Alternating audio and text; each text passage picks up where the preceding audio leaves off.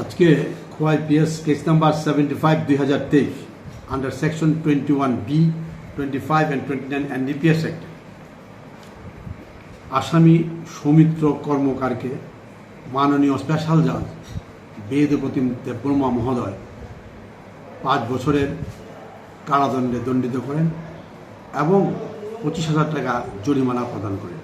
অনাদায়ে আসামিকে আরও 5 মাস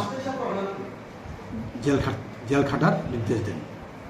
প্রকাশ করে আবশ্যক, গত 20/9/2023 আসামি সৌমিত্র কর্মকার একটা মহিন্দ্রা কোম্পানির বিলাসবহুল গাড়ি, যার নাম্বার TR04C0671, এই গাড়ি নিয়ে সিধাই মোহনপুরের দিকে খোয়াইয়ের দিকে আসছিল।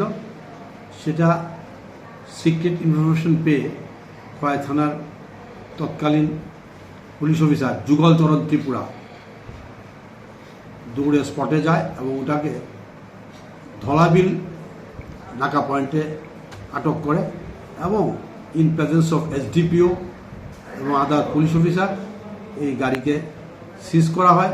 গাড়িতে সিজ করে গাড়ির ড্রাইভারের সিটের নিচে 6টা সব কেসের মধ্যে 11 গ্রাম করে টোটাল 66 গ্রাম হিরোইন পায়।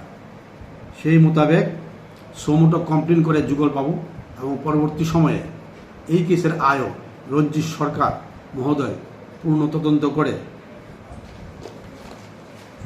কোর্টে চার্জশিট প্রদান করেন 31/12/2023। এই মোকদ্দমায় প্রসিকিউশন পক্ষে 13 জন সাক্ষীর সাক্ষ্যবাক্য গ্রহণ করা হয় এবং এই সাক্ষ্যবাক্যে সৌমিত্র কর্মকার দোষী সাব্যস্ত হয়।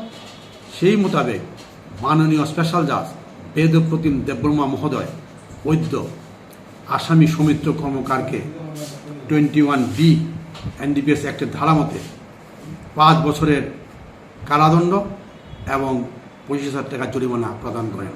অনাদায়ে আরও 5 মাস কারাগারে নির্দেশ দেন।